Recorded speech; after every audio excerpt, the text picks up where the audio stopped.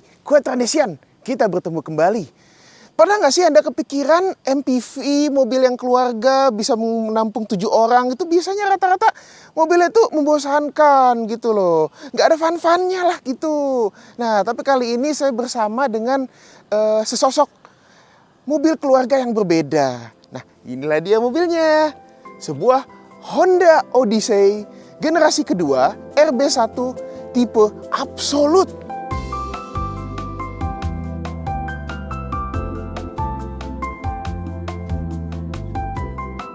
Nah, jadi seperti yang udah dibilang tadi ya, kalau misalnya ini adalah sebuah MPV keluarga 7-seater, tapi tidak membosankan. Iya, serius. Kalau misalnya Anda lihat B-roll yang tadi itu, Anda bisa melihat keindahan daripada desain si Honda Odyssey RB1.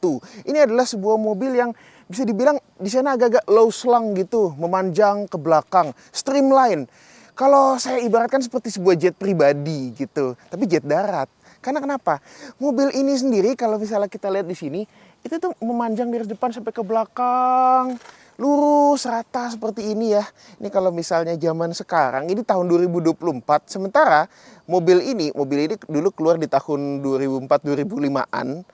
Itu udah kelihatan vibe masa depan banget. Dan ini masih kelihatan elegan, muda sampaikan ke tahun 2024 ini. Makanya mobil ini kelihatan sangat amat timeless, awet muda, ya kayak vampir lah gitu. Dan ini adalah tipe Absolute.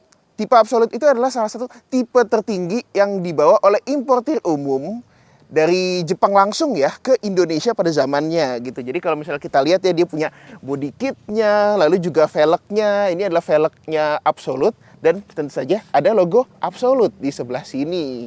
Nah, tentu saja kalau untuk ban ya, bannya ya karena ini adalah pelek 17 inci, bannya sih sudah lama diganti tentu saja. Karena dari yang zaman dahulu kala itu tentu saja bannya juga sudah berbeda gitu. Spionnya, nah ini juga unik. Karena spionnya sudah dilengkapi dengan pemanas. Dan untuk yang unit ini, dia masih berfungsi. Nah, spion dengan pemanas itu sebetulnya ada gunanya di Indonesia. Misalnya hujan-hujanan, basah semua, daripada Anda harus repot-repot ngelap, dia bisa uapkan air-air hujan yang berada di spion ini. Meskipun dia nggak ada lampu sen di sini ya, tapi itu bukan masalah besar. Dia juga sudah dilengkapi dengan sunroof. Nah, cuma sunroofnya ini agak berbeda daripada yang kalau misalnya sunroof mobil itu masuk ke dalam. Ini dia modelnya agak keluar, kayak aftermarket gitu, tapi ini adalah asli. Dan memang sunroof ini sebetulnya gunanya lebih ke untuk cahaya dan juga masuknya udara dari atas. Karena memang kalau buat manusia keluar, ini paling anak-anak aja yang keluar. Karena bukaannya itu hampir sejengkal lebih dari tangan saya. Jadi ini memang nggak gede-gede banget sunroofnya. But it's a nice to have gitu loh. Nah, kita berlanjut ke bagian sini ya. Ini juga isi bensinnya di sini tentu saja masih kelihatan cantik dan indah. Dan kemudian kecantikan dan keindahan daripada si Odyssey Absolute ini tidak hanya berada di bagian depan dan samping, tapi juga bagian belakangnya. Nah, inilah dia bagian belakangnya yang tampak cantik dan menawan. Bagian belakangnya ini kalau kita lihat rapih ya, dan logonya itu nggak terlalu banyak, hanya Odyssey dan Absolute gitu, dan Honda tentu saja. Nah, tempat plat nomornya ada di bawah sini, dan karena ini adalah mobil yang didatangkan langsung dari Jepang, makanya tempat plat nomornya memang tidak besar-besar amat, ukurannya plat nomor untuk Jepang gitu. Dia juga ada 2 buah tailpipes di bawah. Kita juga dapat wiper yang ukurannya tidak kecil. Ada high mount stop lamp juga. Dan kalau kita buka bagasinya, ya cukup luas bukan? Tapi tadi saya mengatakan ya, kalau ini adalah sebuah mobil keluarga 7-seater. Jadi di mana kursi baris ketiganya itu? Ada, dan dia memiliki metode pelipatan yang cukup unik dan sangat mewah bahkan sampaikan ke hari ini. Nah, ini adalah mobil tahun 2004 dan ini 2024. Kita bisa mengeluarkan bangku baris ketiganya hanya dengan memencet tombol seperti ini. Mantap, memang kita bisa langsung duduk di belakang sini ya. Kalau misalnya Anda punya orang di rumah yang kasta terendah di rumah, ataupun anak Anda bisa duduk di belakang sini. Dan untuk melipatnya juga gampang loh. Kita tinggal melipatnya begitu saja. Dan dia akan terlipat ke bagian bawah ini dengan rapih dan presisi gitu. Ah, cakep, tinggal ditutup langsung rapih gitu kan. Dan mobil ini juga cukup fungsional. Kalau misalnya kita lihat di sebelah sini ya, ini ada colokan AC ya. Meskipun ini maksudnya colokan AC itu maksudnya colokan rumah, bukan untuk AC air conditioner. Nah, ini colokan arus AC ini bisa Anda manfaatkan misalnya buat nyolok rice cooker atau apa-apa, cuma karena ini colokan Jepang ya. Jadi Anda perlu adaptor untuk ini. Kita juga dapat tempat penyimpanan yang unik karena kalau di sini ini tempat penyimpanannya nih, ini bisa dilipat buka gitu loh. Jadi kayak konsol penyimpanan di depan-depan, tapi dia juga memberikannya untuk di belakang. Ini mobil kalau keluar di tahun 2024 pasti ada slot USB di belakang. Cuma ya karena ini mobil tahun 2004, orang juga nggak kepikiran kalau di zaman itu ngecas pakai USB gitu. Tapi ya ini udah bener-bener visioner lah gitu. Dan ini juga detailnya bagus loh. Di sini masih dilapis kulit, jahitan asli. Ini juga masih ada bludrunya di sini, fabriknya tuh. Dan tentu saja karena ini adalah sebuah 7-seater yang proper, di belakang ada seat belt. Nah, BTW kalau kita perhatiin ya di bagian sini, ini kayak ada coakan buat power back door gitu. Tapi mobil ini tidak dilengkapi power back door. Nah, jadi kalau di Jepang, itu mereka dulu menjual mobil ini juga dengan opsional-opsional. Kayak kita bisa nambah fitur power back door, cuma memang Absolut tuh rata-rata tidak ada fitur power back door-nya. Rata-rata biasanya yang Odyssey tipe M atau tipe L, tipe menengahnya ataupun juga tipe rendahnya, itu biasanya orang mungkin nambahin opsional seperti ini. Tapi di sini tidak gitu. Ya nggak apa-apa lah. Ini juga udah keren banget, ada retractable electric third power seat gitu. Itu bener-bener mewah loh. Sampai di tahun 2024 itu masih fitur yang sangat amat mewah. Serius, bahkan Alphard aja kagak punya fitur kayak begitu. Nah, kita sudah melihat si eksteriornya daripada si Honda Odyssey RB1 Absolute ini. Tampakannya yang abadi dan juga keren banget ala-ala space shuttle, ala-ala jet darat gitu ya. Untuk mobil tahun 2004 itu sangat abadi dan tidak membosankan. Nah, tapi tentu saja mobil yang tidak membosankan itu juga memiliki mesin yang seru, tidak membosankan. Misalnya, saya coba buka ini. Nah, ini dia masih pakai tongkat-tongkatan sih.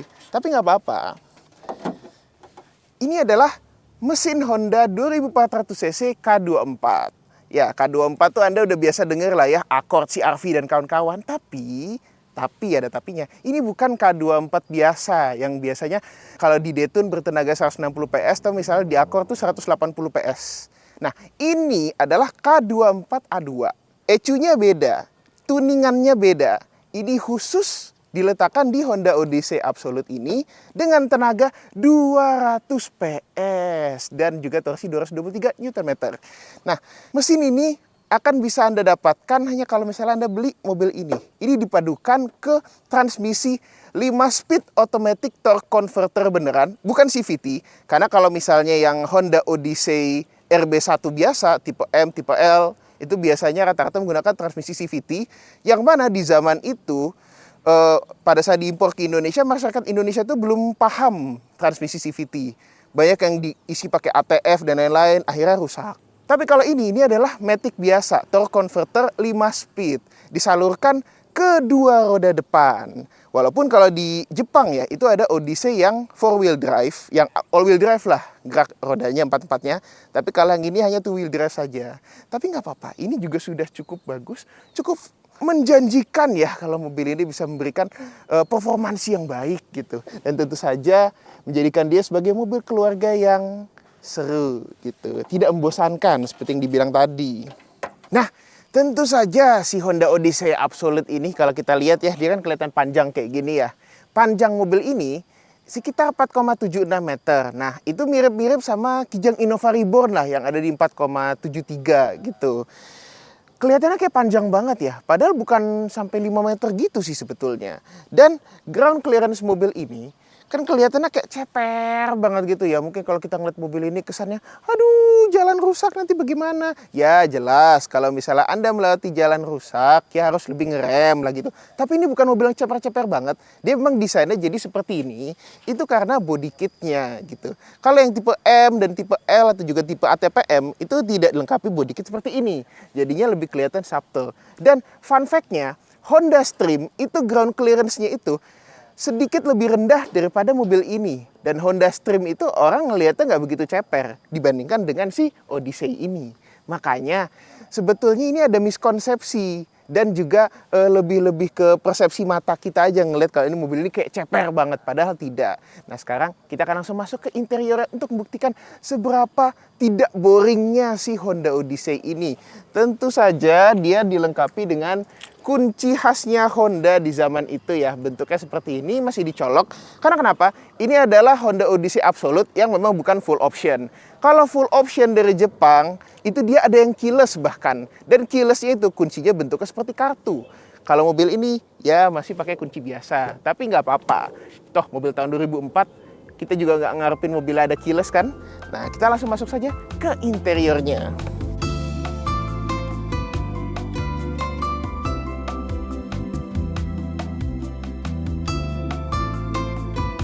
Nah, ini adalah bagian depan daripada Honda Odyssey Absolute RB1.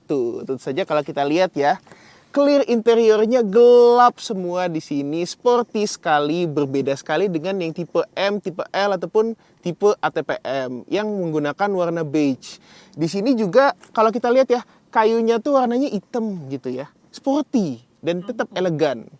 Berbeda dengan si tipe-tipe lainnya yang menggunakan kayu warna coklat. Kita langsung masuk aja ke dalam ya. Langsung kedengeran kalau misalnya kita nyolok kunci di mobil Honda lama, itu ada bunyi waker. Iya bener. Ini chime-nya si Honda tuh agak unik sih ya sebetulnya ya. Daripada bunyi nung yang biasa, dia malah pakai bunyi jam waker. Nah, duduk di sini enak karena dia sudah berdesain low slung seperti ini. Jadi kesana tuh kayak duduk di sedan, bukan kayak duduk di MPV gitu loh. Dan ini posisi duduk yang cukup ergonomis. Joknya bisa diatur elektrik, tapi untuk yang driver doang. Kalau yang passenger, tidak. Masih manual. Nah, kemudian kita coba langsung start aja yuk.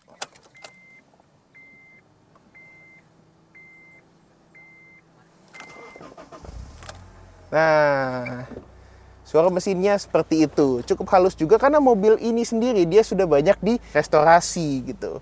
Jendela yang otomatis hanya driver saja. Dan salah satu hal yang cukup unik ya kalau saya lihat dibandingin sama tipe selain Absolute adalah dashboardnya ini plastik keras, bukan lembut. Door trimnya juga keras. Ini agak unik sebetulnya. Karena kalau di tipe-tipe yang lain malah lembut bahannya. Cuma ini malah jadi kayak lebih durable dan lebih kuat gitu loh. Keren sih sebetulnya. Di sini juga kayu hitamnya berlanjut sampai mengalir gitu ya di dashboardnya.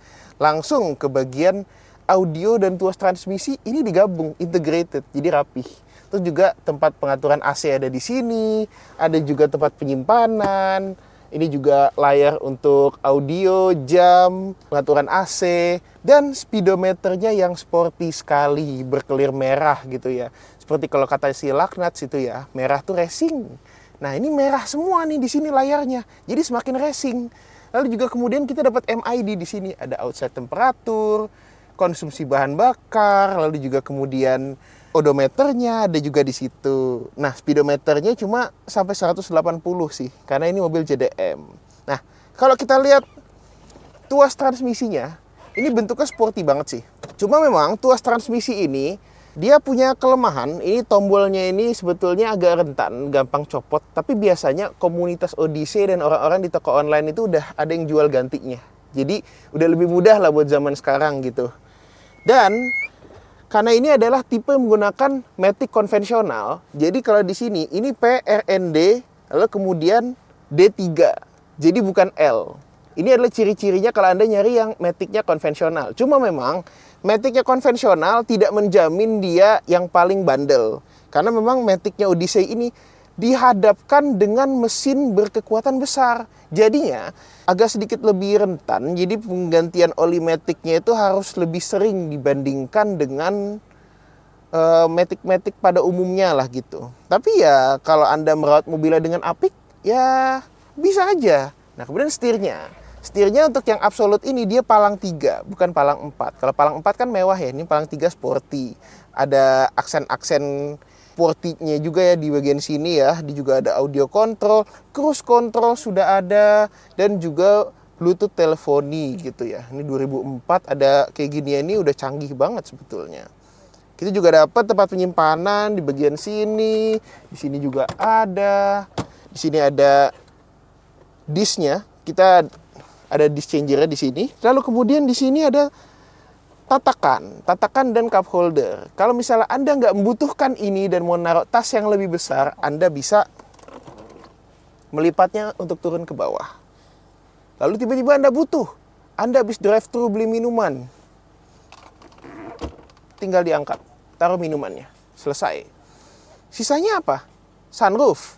Sunroofnya memang kecil seperti yang udah dibilang tadi, dan uniknya di sini nggak ada tombol sunroof. Karena kenapa? Sunroofnya itu tombolnya ada di kanan driver, sebelahan sama tombol stability control. Iya, mobil ini 2004 udah ada stability control. Dan uniknya dari desain yang seperti dashboard kapal alien ini ya, yang unik mengagumkan, dia nyembunyiin Twitternya di bagian sini nih. Jadi ini adalah Twitter dan dia juga ada speaker. Jadi memang mobil ini komplit ya, nggak kayak Honda zaman sekarang misalnya cuma speaker doang, nggak ada Twitternya. Twitter cuma ada di tipe atas. Di sini komplit. Twitternya disumpetin di sini nyambung sama desain. Jadi kita harus apresiasi desainernya untuk itu. Dan juga karena dia adalah mobil yang panjang gitu ya, dia perlu visibilitas yang bagus. Ya kayak kacanya ini besar-besar dan juga ada kaca di pilarnya nih di sini nih yang cukup memanjang ke depan. Dashboardnya ini juga cukup maju ke depan, tapi visibilitasnya bagus. Dan posisinya benar-benar kayak sedan. Ini yang membuat dia sangat ergonomis dan enak. Sisanya, karena ini adalah sebuah MPV, jadi kita harus mencoba duduk di belakang juga. Jadi, ayo kita duduk di belakang. Nah, kita sudah berada di baris kedua daripada Honda Odyssey Absolute RB1. Nah, masuk ke mobil ini cukup gampang ya.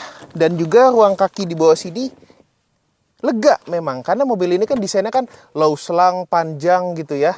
Dan seperti halnya sedan, ini duduk di belakang ini nyaman. Dia juga bisa di recline. Jadi bisa lebih direbah lagi. Bisa di maju mundurin joknya. Pokoknya enak lah duduk di belakang ini tuh. Dan kita juga dimanjakan dengan keberadaan AC yang sudah digital tentu saja. Ini bisa dibilang zona kedua dari AC-nya. Tapi AC juga bisa dimatiin dari depan. Kita juga dapat lampu kabin, hand grip retract, dan juga gantungan baju yang bisa dikeluarin gini. Di depan sini kita dapat seat back pocket ya. Ini bahannya kulit loh. Keren. Kita juga dapat ini slot untuk 12 volt untuk misalnya kita buat ngecas, dan juga slot aux-nya diletakkan di sini, jadi agak unik emang. Nah, jok ini dia sama seperti di depan, keliri hitam, kulitnya kiri kanan doang, tengah-tengahnya fabric. Tapi di bagian armrestnya itu dilapis kulit asli dan dapat 2 buah cup holder. Kemudian juga fleksibilitas di mobil ini cukup bagus, tempat penyimpanannya juga lumayan banyak. Seperti contohnya di door trim ya. Ini kalau kita lihat ya, dia ada laci yang bisa dibuka tutup kayak beneran kayak lemari di rumah gitu loh. Lucu sih ini sebenarnya. Biasanya kayak gini-gini kan diletakkan di depan konsol tengah kalau di mobil, tapi ini di samping. Lucu gitu. Kayak ada pintunya. Ini bisa dibuka tutup.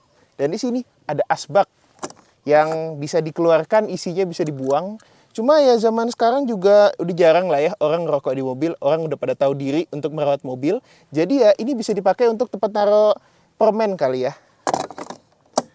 Sisanya sama seperti di depan, dilapis kulit, fabric, dan masih plastik keras.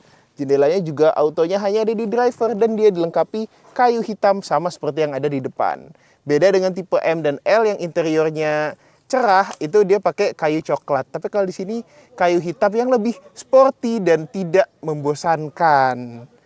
Nah, selanjutnya sekarang karena dia adalah sebuah MPV 3 baris, jadi kita juga harus coba duduk di bangku baris ketiganya. Kita coba yuk. Nah, jadi kalau misalnya kita mau masuk ke baris belakang, baris ketiga ini ya, sebenarnya ada 2 cara. Cara pertama, kita akan meratakan joknya. Jadi jok ini bisa kita angkat. Dan ini jadi kayak ada tray gitu ya. Lalu kita lipat jok ini ke depan sini. Ini bisa dilipat ke sini. Nah, dan bisa dibikin rata lantai untuk akses masuk ke belakang. Ini juga kalau misalnya joknya diratain semua tuh bisa dengan membuka lipatan seperti ini. Tapi kalau misalnya kita orang yang agak dewasa mau masuk ke belakang, mungkin agak susah ya kalau caranya seperti ini. Tenang saja, kita bisa menggunakan cara yang lebih mudah. Kita hanya tinggal kembalikan jok ini seperti adanya seperti semula. Dan di sini ada tuas, kita bisa tinggal geser. One Touch Tumble di tahun 2004. Kita bisa langsung masuk ke dalamnya.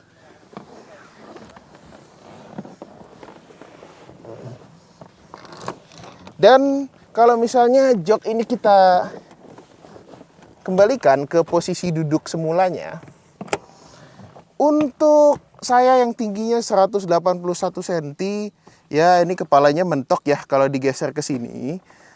Jadi jok baris ketiga ini memang hanya diperuntukkan untuk anak-anak. Tapi tenang saja, karena di sini mereka masih dimanjakan dengan material kulit. Ini kulitnya juga tebal banget loh. Ini kayak di sofa-sofa mewah gitu loh. Lalu juga kita dapat ventilasi AC yang langsung kena ke muka gitu ya. Hand grip, retract tentu saja. Lalu juga di sini kita juga dapat cup holder. Nah, jadi memang ya ini bisa dibilang MPV 3 baris betulan, bukan 5+2. Cukup sejati lah ya. Mengingat mobil ini kelihatannya dari luar tidak tampak seperti mobil 3 baris. Dan sebagai sebuah mobil yang saya dari tadi bilang tidak membosankan, tentu tidak afdol kalau kita tidak mencoba mobil ini, performansinya dan bagaimana. Jadi yaudahlah, daripada saya sempit-sempitan di belakang, walaupun nggak sempit sih, cuma agak naik aja pahanya gitu. Seperti kalau misalnya Anda lihat, tampakannya seperti ini gitu. Masih ada ruang sedikit lah gitu. Nah, daripada saya berlama-lama di sini, mendingan saya cobain aja mobilnya deh. Udah, pengen cobain dah. Nah, tapi ada sedikit kelemahan. Buat orang yang kakinya panjang, memang ini aksesnya agak sedikit rumit. Tapi kalau buat anak-anak, ini enak.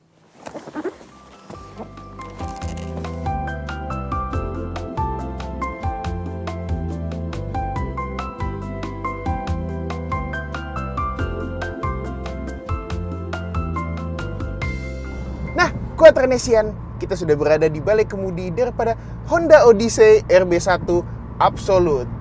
Dan tentu saja kita akan mencobanya langsung di tempat yang paling tepat untuk mencoba Honda Odyssey RB1 Absolute, yakni di rute jalan tol. Dengan segala keleluasaannya kita bisa merasakannya. Mesin yang lebih berbeda kalau dibandingkan dengan Honda Odyssey RB1 yang biasanya, karena dia sudah ditune lebih tinggi lagi ke 200 PS. ECU juga beda tentu saja. Pertama-tama kita bisa langsung merasakan power mesinnya. Wah, memang benar-benar renyah banget. Kita ngegas dari 100, akselerasinya itu ke 120 hingga ke atasnya lagi, itu cepet banget. Dan itu didukung juga dengan handling yang sangat amat mumpuni. Misalnya ini kita lagi di jalan tol yang ada beberapa rute agak nikung ya. Setirnya ini direct banget. Pada saat kecepatan tinggi seperti ini, setirnya itu langsung ringan dan sangat amat presisi. Pada saat kita mau pindah jalur ya, itu juga dia bisa berpindah jalur dengan cukup cepat. Jadi gesit dan agile banget nih mobil. Lincah lah, kita nggak berasa kayak bawa mobil gede. Padahal ini adalah mobil dengan panjang 4,7 meter, lebar 1,8, ya gede lah gitu. Cuma karena dia cukup ceper, walaupun tidak seceper Honda Stream. Makanya dia ya lumayan enak lah gitu sebetulnya. Kemudian mobil ini juga didukung dengan suspensinya yang bisa dibilang cukup dewasa lah karakternya, cukup stiff. Bukan yang gerobak banget, bukan yang keras banget, tapi juga nggak lembut, empuk, mentul-mentul gitu, nggak. Makanya bisa dikatakan ini adalah MPV keluarga yang sangat sporty. Dan pengalaman berkendara Anda menuju luar kota itu akan enak banget jika menggunakan mobil ini. Nah, tentu saja mobil ini masih cukup nyaman lah ya untuk penumpang gitu. Misalnya kita turunkan kecepatan kita dan cruising di bawah 100 gitu ya. Ya, dia cukup nyaman lah. Suara ban dari bawah juga masih wajar-wajar saja lah ya gitu. Khasnya Honda. Dan mobil ini nih Honda yang natural banget loh. Rasa handlingnya, suspensinya, semuanya enak. Pokoknya top notch lah mobil ini tuh. Bener-bener tiada lawan lah kalau dibilang daripada pesaingnya. Dan juga apalagi saat ini mobil ini dalam kondisi bekas, harganya juga udah cukup murah lah ya gitu. Memang mobil ini kalau kita gunakan di dalam kota, kesana tuh jadi kayak agak loyo, agak lunglai gitu. Ngegasnya tuh kayak biasa aja. Kerasa kayak mobil yang udah tua lah, wajar. Udah 20 tahun. Setirnya juga ya biasa-biasa aja, bukan yang handlingnya bagus banget pada saat lagi kecepatan rendah. Setirnya juga nggak ringan di kecepatan rendah. Tapi pada saat di jalan tol seperti ini baru pesona utamanya itu kelihatan. Dan itu setelah 20 tahun masih bisa seperti itu. Bisa, asalkan mobilnya sehat gitu. Kemudian mobil ini juga konsumsi bahan bakarnya juga cukup wajar. 1:9, 10 lah rute kombinasinya gitu, kalau mesinnya sehat. Kalau misalnya kondisi mesinnya nggak begitu kerawat, ya mungkin turun-turun degradasi ke 17, 18. Beberapa juga ada yang melaporkan Odyssey itu boros 16 gitu ya. Mungkin karena mobilnya kurang sehat gitu. Tapi dengan kondisi yang sehat seperti mobil ini, ya ini cukup menyenangkan. Dan juga kalau misalnya Anda mau berkendara dengan santai, cruise control juga tersedia di sini. Dan rem mobil ini juga cukup enak untuk di kecepatan tinggi. Dia mendukung banget, walaupun memang pembiasaannya tidak begitu mudah. Misalnya Anda dari kecepatan yang agak inilah ya, agak rendah gitu, ngeremnya tuh Anda harus biasain dari awal. Tapi kalau misalnya dari kecepatan tinggi, dia ngerem itu bisa cepet banget dan nggak berasa kayak rem mendadak. Nih, tiba-tiba saya ngerem, sudah berhenti. Luar biasa. Nah, apalagi mobil ini pasaran bekasnya sekarang harganya sekitar 150-160-an lah ya. Untuk kondisi sehat malah bisa sampai 170 jutaan kalau kondisinya sehat banget seperti si mobil ini. Pajaknya hanya 2,8 jutaan aja. Lumayan menarik bukan? Cuma memang ya part mobil ini tidak begitu murah-murah banget lah ya untuk yang slow moving. Itu fast movingnya masih cukup munasabah lah, cukup wajar lah gitu. Sisanya mobil ini sendiri cukup menarik untuk dimiliki gitu di tahun 2024 ini. Value for money-nya cukup baik, enak juga untuk dikemudikan, dan Anda masih bisa bermanfaat bagi keluarga karena membelinya MPV bukan beli sedan gitu ya. Jadi masih bisa muat banyak, fungsional, nampung banyak orang.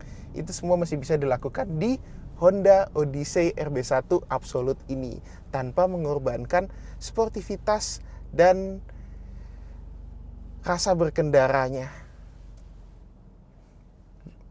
Hebat. Nah, jadi kita sudah mencoba si Honda Odyssey Absolute RB1 ini dan terbukti bahwasanya dia adalah benar mobil keluarga yang tidak membosankan. Bahkan kalaupun tidak digunakan sebagai mobil keluarga, mau digunakan sebagai mobil harian untuk diri pribadi sendiri, itu juga bisa memberikan kebahagiaan bagi Anda. Dan tentu saja masih bisa bermanfaat bagi orang-orang di sekitar Anda gitu, karena mobil ini juga cukup fungsional.